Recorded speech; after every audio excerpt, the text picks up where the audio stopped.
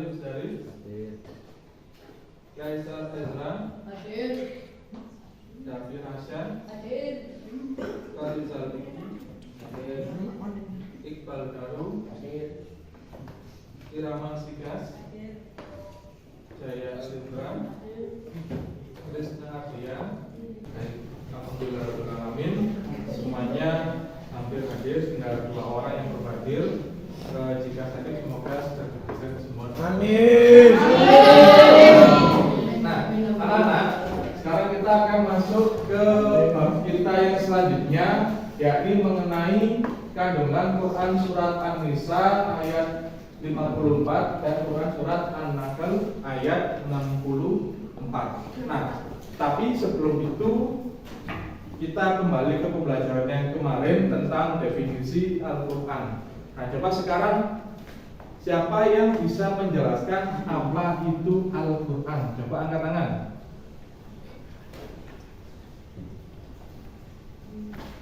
Ya, Alif. Al-Quran adalah pedoman hidup. Al-Quran adalah pedoman hidup. Bagus. Apalagi? Al-Quran adalah pedoman hidup. Ya,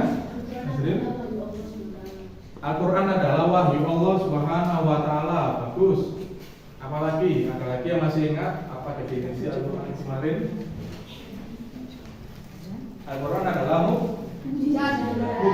Bagus, yang diturunkan kepada Nabi Muhammad Shallallahu Alaihi Wasallam. Jadi secara ringkas definisinya adalah Al-Quran merupakan kumpulan firman Allah yang diturunkan kepada Nabi Muhammad Shallallahu Alaihi Wasallam, yang fungsinya adalah sebagai pedoman hidup siapa?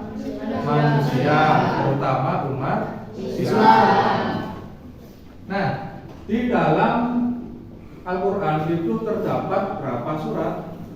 114 surat. Bagus. Nah, dari 114 surat itu ada 2 surat yang akan kita pelajari, yakni surat An-Nisa dan Al-Nahl. Nah, coba sekarang dibuka bukunya halaman 11.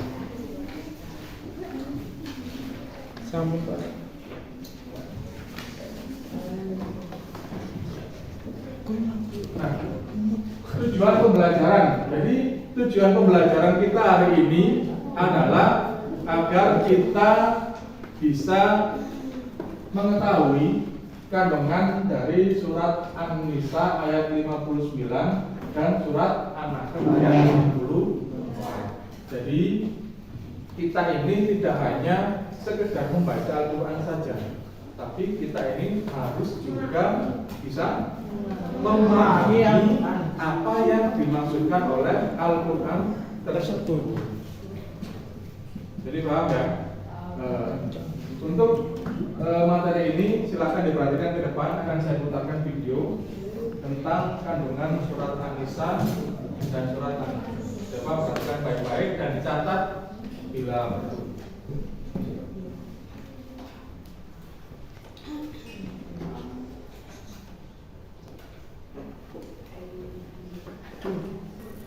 Assalamualaikum warahmatullahi wabarakatuh. Apa kabarnya anak-anak? Baik, pada materi hari ini kita akan melanjutkan tentang materi Al-Quran Hadis.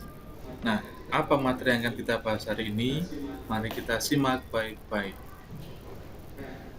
Nah, pada hari ini kita akan membahas tentang kandungan Quran surat An-Nisa surat keempat ayat 59 dan Quran surat An-Nahl surat ke-16 ayat 64.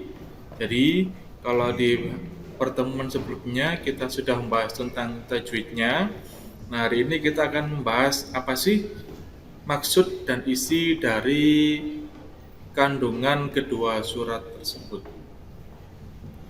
Yang pertama ada Quran surat An-Nisa surat keempat ayat 59 yang berbunyi A'udzu billahi minasyaitonir rajim. Bismillahirrahmanirrahim. Athi'ullaha wa athi'ur rasul wa ulil amri minkum.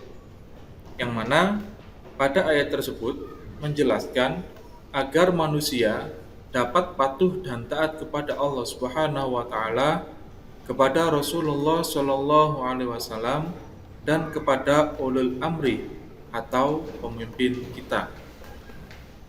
Pada ayat ini menjelaskan agar manusia patuh dan taat kepada Allah Subhanahu wa taala, Rasulullah Shallallahu alaihi wasallam, dan ulul amri atau pemimpin kita. Ketaatan ini bersifat mutlak. Kenapa? Karena orang yang taat kepada Rasulullah pada hakikatnya sama dengan taat kepada Allah Subhanahu wa taala. Hal ini karena tidak ada satupun perintah Rasulullah Shallallahu alaihi wasallam yang bertentangan dengan perintah Allah, dan taat kepada Allah berarti mengikuti ajaran Al-Quran, sedangkan taat kepada Rasulullah berarti dengan mengamalkan sunnah-sunnahnya. Sebagaimana orang yang beriman, kita wajib beriman kepada Allah dan Rasulullah Shallallahu alaihi wasallam sebagai pembawa risalah dari Allah. Ketaatan kepada ulil amri yaitu adalah ketaatan baik kepada pemerintahan maupun kepada para ulama. Taat kepada pemimpin hendaknya dibingkai dengan ketaatan kepada Allah Subhanahu wa taala dan Rasul-Nya. Ketaatan pada mereka tidaklah boleh bertentangan dengan apa yang telah diperintahkan oleh Allah dan apa yang menjadi larangannya. Apabila seorang pemimpin memerintahkan kita untuk berbuat yang bertentangan dengan Al-Quran dan hadis, seperti berbuat maksiat kepada Allah, maka kita tidak boleh untuk mentaatinya dan menurutinya.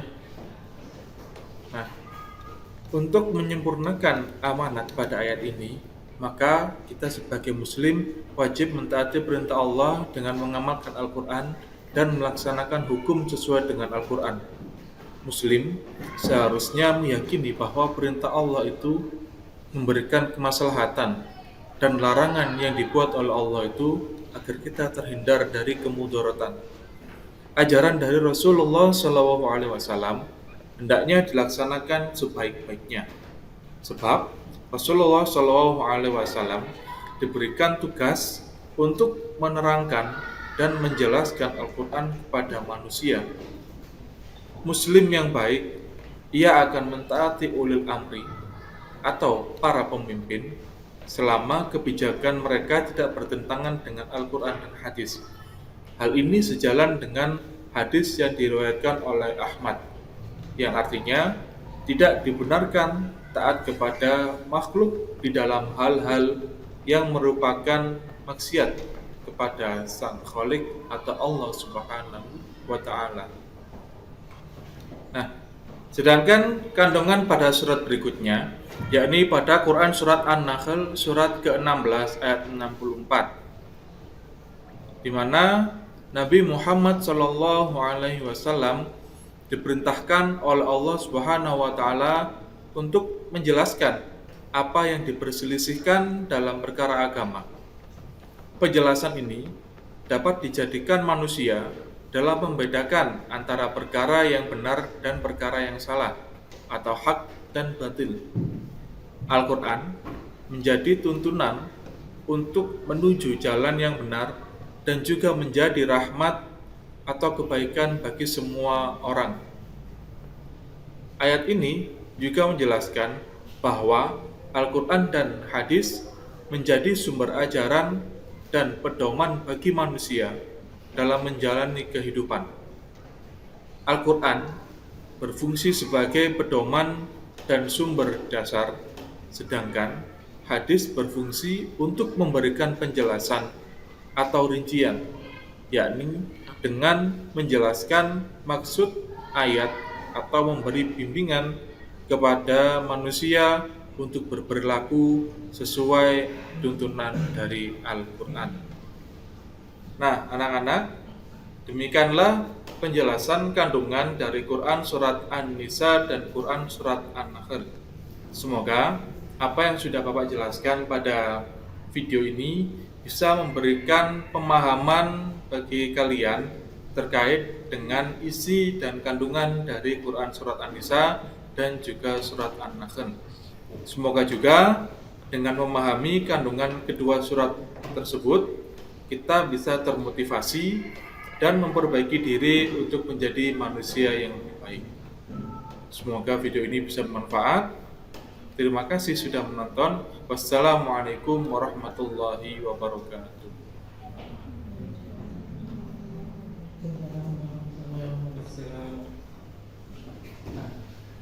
Baik ya, jadi dari video tadi mungkin kalian sudah memiliki sedikit gambaran tentang kandungan dari surat An-Nisa dan surat An-Nahl ayat 64. Nah, tugas kalian hari ini adalah berdiskusi ya dengan teman kelompok kalian yang sudah saya bagi seperti ini.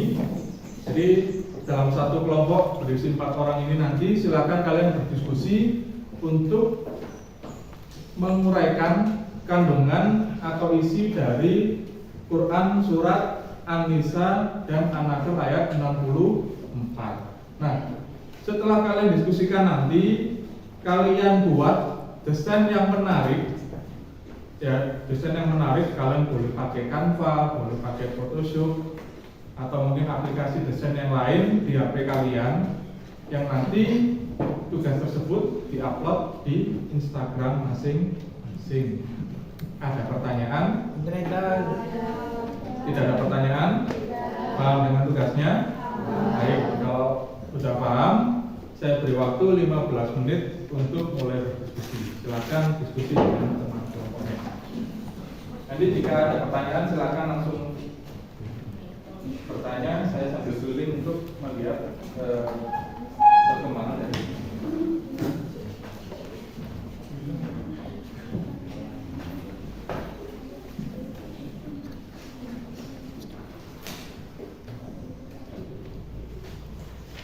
Silakan ditulis diskusinya ya.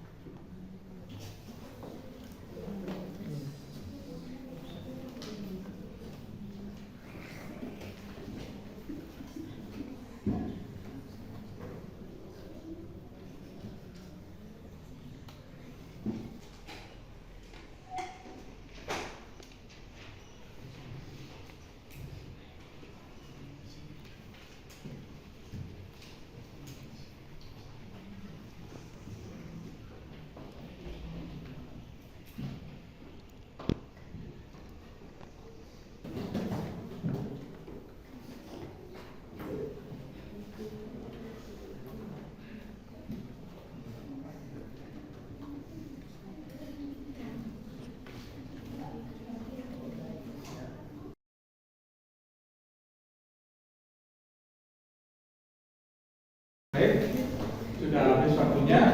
Nah, sekarang silakan presentasi. Untuk yang presentasi pertama, kelompok 1, ya kelompoknya Sabena, silakan maju ke depan. Perhatikan untuk yang lainnya, nanti silakan diperhatikan baik-baik dan silakan ditanyakan jika ada yang belum jelas atau diberikan tanggapan mengenai presentasi dari kelompok 1. Kelompok 1 ada maju ke depan, biar kelihatan cantiknya. Saya siap. Mulai dari perkenalan dulu. Assalamualaikum warahmatullahi wabarakatuh. Waalaikumsalam warahmatullahi wabarakatuh. Kami dari kelompok 1. Saya Rara. mengaplikasikan tentang kandungan Quran surat An-Nisa, menjelaskan untuk patuh dan taat kepada Allah Subhanahu wa taala dan Rasulullah sallallahu alaihi wasallam. Dan pemimpin kita. Ketaatan ini adalah mutlak dan tidak bisa ditawar lagi. Orang yang taat kepada Rasulullah sallallahu alaihi wasallam pada hakikatnya ia juga taat kepada Allah Subhanahu wa taala. Hal ini dikarenakan tidak ada seperti cerita Rasulullah sallallahu alaihi wasallam yang bertentangan dengan perintah Allah Subhanahu wa taala.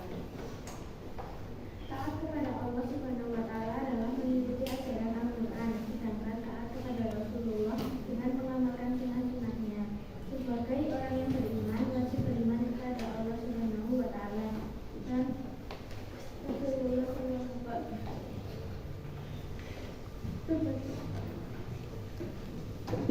Ketaatan kepada ulil amri meliputi ketaatan terhadap pemerintahan maupun para ulama.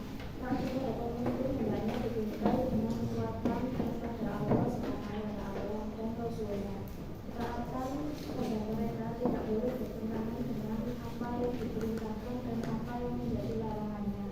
Apabila seorang pemimpin memerintahkan untuk berbuat sesuatu yang bertentangan dengan Al-Quran dan hadis seperti berbuat maksiat kepada Allah Subhanahu wa taala, maka tidak boleh untuk menaatinya. Apakah ada yang bertanya? Silakan yang mau bertanya.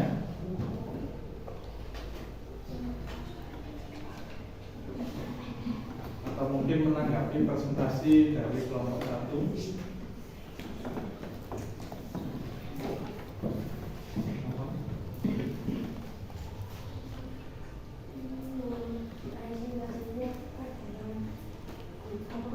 Ya.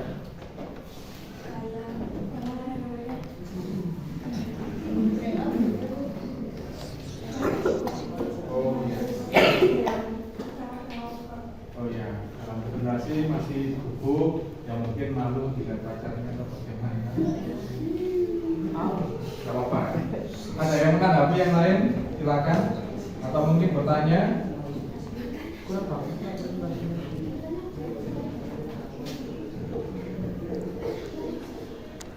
Tidak ada pertanyaan?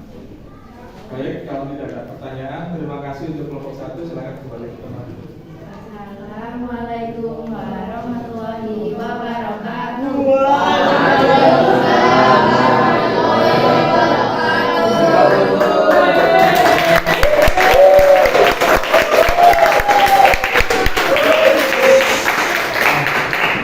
Nah, jadi kesimpulan pembelajaran pada hari ini adalah tentang Quran surat An-Nisa ayat 59 dan Quran surat An-Nahl ayat 64, yakni bahwa dalam surat tersebut kita sebagai manusia itu diperintahkan untuk selalu taat kepada Allah. Bagaimana cara kita taat kepada Allah? Melaksanakan sholat tepat waktu, mengaji, apalagi sholawat dan lain sebagainya. Yang kedua, taat kepada Rasulullah. Bagaimana cara kita taat kepada Rasulullah? Dengan menjalankan sunnahnya. Bagus. Apalagi dengan rutin membaca Al-Quran. Karena Al-Quran itu mukjizatnya Nabi Muhammad. Nah, yang terakhir adalah taat kepada ulil amri. Siapakah ulil amri itu? Pemimpin. Jadi pemimpin itu macam-macam ya, ada pemimpin keluarga, ada pemimpin negara, ada pemimpin wilayah, ada pemimpin kelas atau ketua kelas dan lain sebagainya. Nah, untuk tugas di rumah nanti, silakan kalian teruskan desain kalian di Canva tadi ya. Nah, setelah kalian desainnya itu sudah jadi, silakan diupload di sosial media masing-masing. Boleh pakai Instagram, boleh pakai TikTok, boleh pakai Facebook, Twitter, dan lain sebagainya. Nah, nanti tujuannya apa? Kita menyebarkan kebaikan. Jadi Dengan kita menampilkan konten yang positif, itu kita bisa membuat pahala jariah untuk diri kita. Nah, itu hasil pembelajaran hari ini. Sebelum saya tutup, mari kita tanyakan terlebih dahulu. Baik, tidak ada untuk itu ya. Jadi untuk pembelajaran berikutnya kita akan mereview hasil dari unggahan yang sudah kalian buat di akun sosial media masing-masing. Nah, jika tidak ada pertanyaan, kita tutup pembelajaran hari ini dengan doa bersama. Semoga apa yang kita pelajari pada hari ini bisa menjadi manfaat bagi kita dan orang lain. Amin ya Allah. Majelis. Bismillahirrahmanirrahim. Subhanallahumma wa bihamdika asyhadu an la ilaha illa anta astaghfiruka wa atubu ilaik. Walhamdulillahi rabbil alamin. Kurang lebihnya saya mohon maaf. Assalamualaikum warahmatullahi wabarakatuh. Waalaikumsalam warahmatullahi wabarakatuh.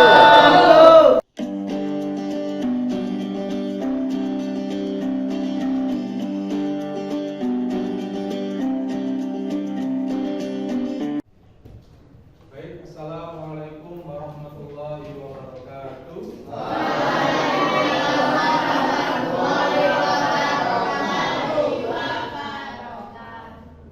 Bagaimana kabarnya anak-anak? Alhamdulillah baik. Baik, alhamdulillah. Semoga kita senantiasa diberikan kesehatan Allah Subhanahu wa taala sehingga kita bisa melaksanakan segala aktivitas dengan baik. Nah, sebelum kita mulai pembelajaran pada hari ini, marilah kita berdoa terlebih dahulu. Silakan ketua kelas memimpin untuk berdoa. Siapa? Berdoa dimulai.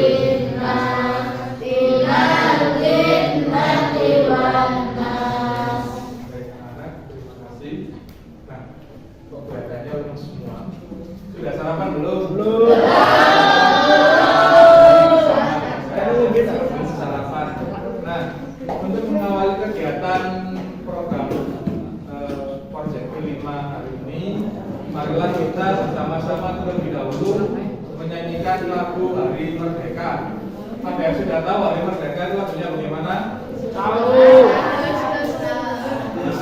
17 Agustus.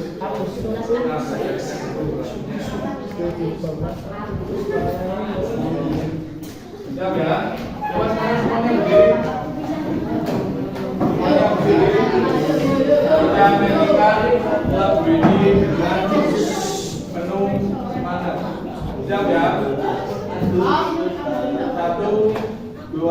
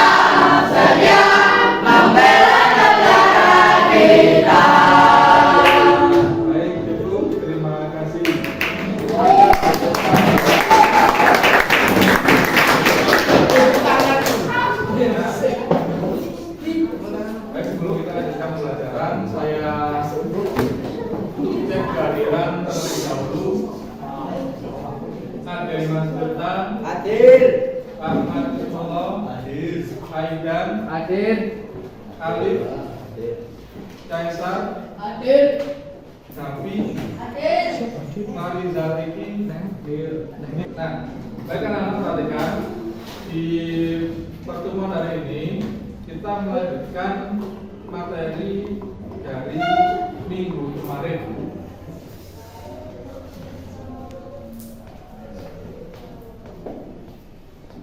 Nah, jika minggu kemarin Bapak sudah memperkenalkan materi proyek kita kelima tentang Bagaimana, ada yang masih ingat kemarin tema Bagaimana ini membahas tentang apa? Tentang sholat dan toharo. Bagus, masih ingat. Nah, di pertemuan berikutnya, di pertemuan hari ini kita akan membahas tentang bagaimana sih konteks atau masalah yang nantinya akan dihadapi oleh hasil dari proyek ini. Jadi kemarin sudah saya jelaskan bahwa ternyata banyak orang-orang itu yang memiliki perilaku tidak baik yang ternyata salah satu sumbernya adalah mereka karena jarang melaksanakan sholat. Ini teman kita ada beberapa contoh ya di dalam kehidupan nyata tentang orang-orang atau akibat dari jika kita kurang melaksanakan sholat dengan baik.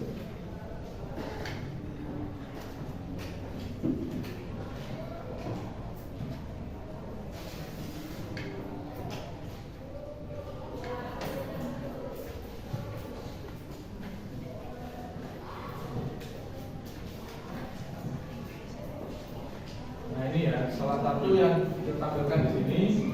Akibat dan kita tidak melaksanakan sholat, tentu saja karena sholat ini merupakan suatu kewajiban, maka jika kita tidak melaksanakan kewajiban kita, maka kita akan mendapatkan hukuman nanti ketika di neraka. Kemudian, nah, coba novel dibaca. Itu ya seorang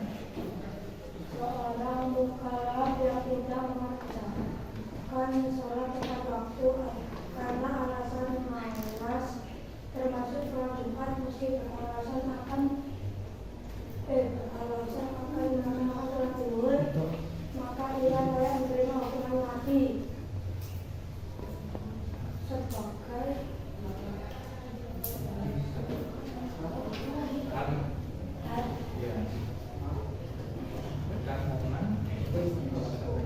alasan kekufuran. Pernyataan kemudian beberapa efek atau dari kita juga tidak melaksanakan sholat. Bram, silakan dibaca. Orang yang meninggalkan sholat ada kalanya karena ia malas dan berleha-leha. Ada kalanya karena ia membangkang dan menyepelekan. Orang yang meninggalkan sholat karena membangkang tentang kewajiban sholat atau menyepelekan, maka ia dihukum kafir dan keluar dari Islam. Dalam hal ini hakim maka ia dihukum mati dengan alasan murtad dan tidak boleh dimandikan, dikafani, disolati, dan tidak boleh juga dikuburkan di kuburan muslim karena ia tidaklah muslim lagi. Ya, cukup. Jadi itu ya, ternyata kalau kita lihat dari konteksnya, orang yang malas dalam melaksanakan sholat itu ternyata hukumnya juga agak mengerikan. Karena kita ketika tidak mengerjakan sholat dengan sengaja ya, bukan karena mungkin ketiduran atau mungkin alasan yang lain, tapi memang kita sengaja meninggalkan sholat, maka kita ini dihukumi sebagai atau disamakan dengan orang yang keluar dari agama Islam. Kenapa? Karena sholat itu merupakan tiang agama Islam. Kalau kita melaksanakan sholat dengan baik, maka sama saja kita juga membangun sholat, membangun agama itu dengan baik. Tapi kalau kita tidak melaksanakan sholat dengan baik, maka itu sama saja kita dengan merobohkan agama Islam. Ini tentang contoh jika kita tidak melaksanakan sholat. Kembali ke materi kita tentang proyek Abang Kariman. Nah, jadi di sini Abang Kariman berfokus untuk menimbulkan kesadaran kepada setiap muslim agar mereka memiliki kesadaran bahwa sholat itu merupakan hal yang wajib. Jadi mereka sholat itu tidak hanya ketika disuruh, tapi mereka juga sadar sudah waktunya untuk sholat dan mereka segera melaksanakan sholat.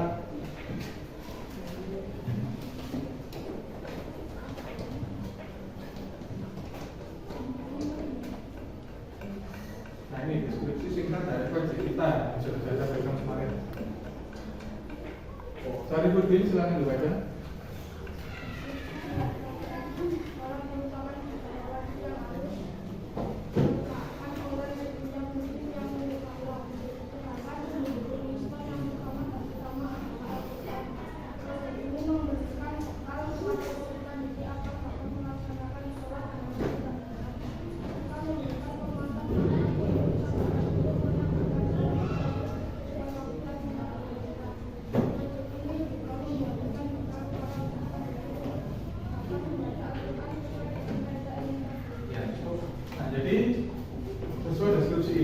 Tujuannya adalah memberikan bekal pada peserta didik agar dapat melaksanakan sholat dengan baik dan benar.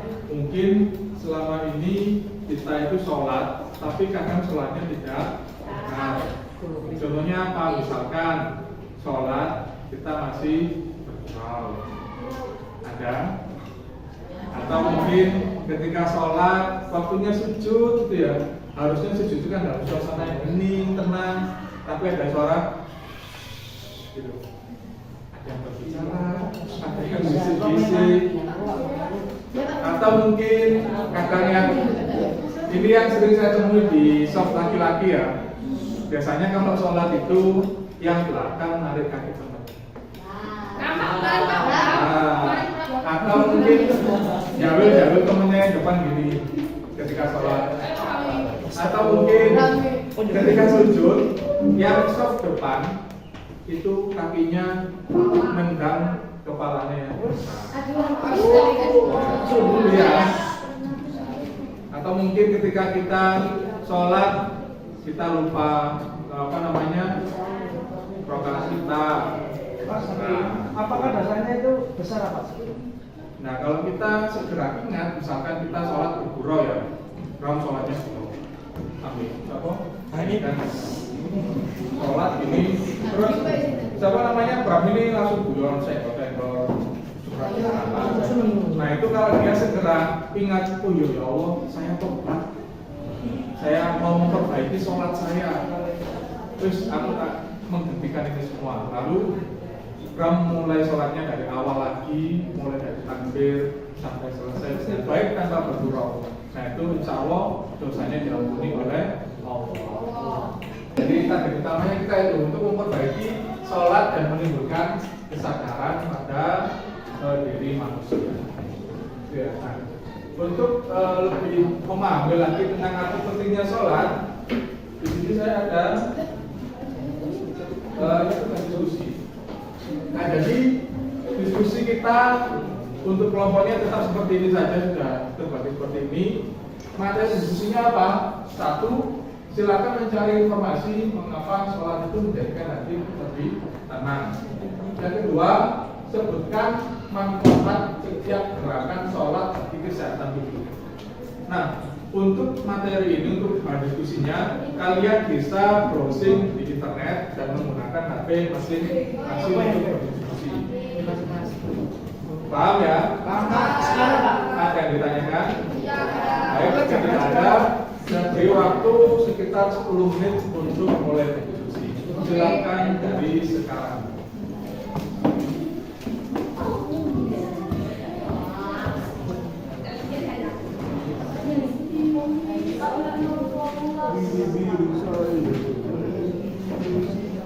Ya, silakan buat diskusi ya.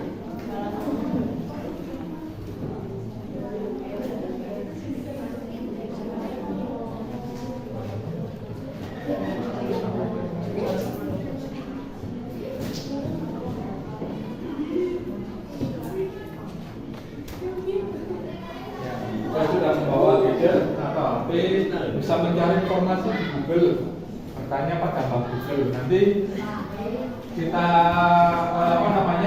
hasil dari diskusi kalian mencari di browser tadi akan kita diskusikan bersama-sama, kita luruskan bersama-sama di diskusi presentasi. Silakan berdiskusi dulu. Jika ada yang mungkin masih belum paham bisa ditanyakan. Jalan diskusinya.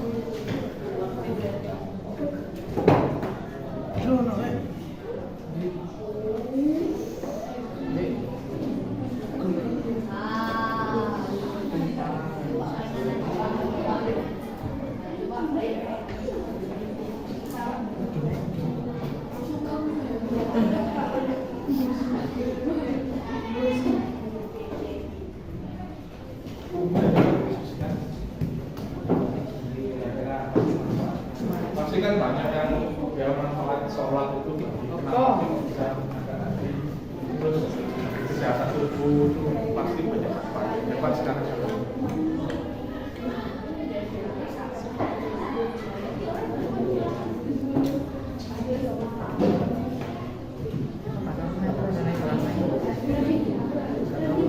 ya, baik kita mulai untuk presentasinya. Silakan kelompok 3 untuk maju ke depan presentasi.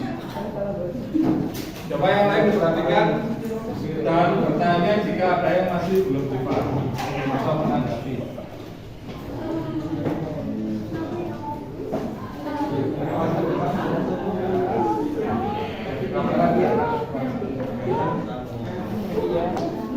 Iya. Ambil kalah yo. Assalamualaikum warahmatullahi wabarakatuh. Waalaikumsalam warahmatullahi wabarakatuh. Dari kelompok 3 akan mempresentasikan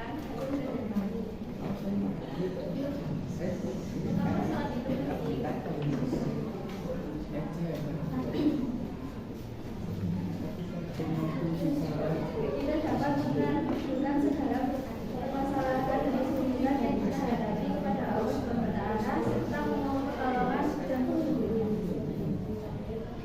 Saya terima kasih sangat adalah media untuk mengingat Allah Subhanahu wa Ta'ala dan mengenal Allah Subhanahu wa Ta'ala hanya menjadi lebih tenang dan kita bisa meningkatkan kesibukan melalui komunikasi dengan Allah Subhanahu wa Ta'ala melalui salat.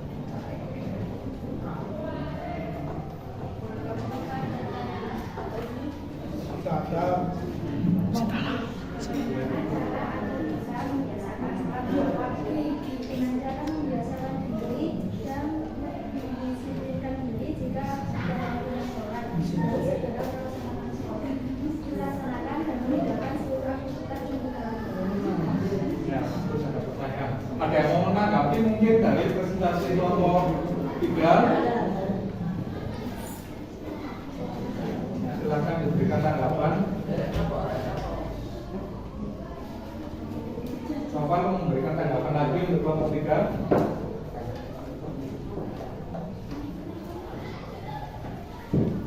Oh, nah, baik, jika tidak ada tanggapan, silakan ditutup dulu presentasinya. Iya, terima kasih. Assalamualaikum warahmatullahi wabarakatuh. Waalaikumsalam warahmatullahi wabarakatuh.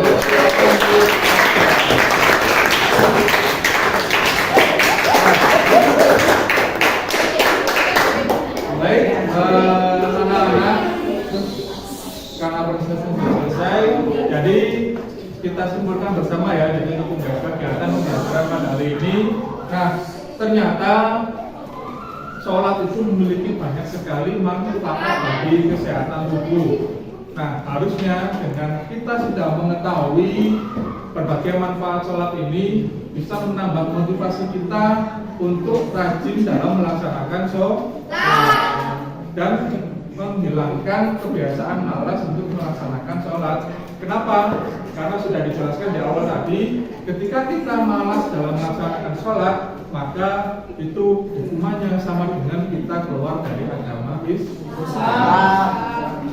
Nah, mungkin Sebelum saya tutup, ada pertanyaan terlebih dahulu? Tidak ada. Baik, jika tidak ada pertanyaan, kita tutup diskusi hari ini dengan membaca doa bersama. Semoga apa yang kita pelajari pada hari ini bisa menjadi manfaat bagi kita dan orang lain. Kita berdoa dulu. Bismillahirrahmanirrahim. Subhanallahumma wa bihamdika asyhadu an la ilaha illa anta astaghfiruka wa atubu ilaik. Walhamdulillahi rabbil alamin. Assalamualaikum warahmatullahi wabarakatuh.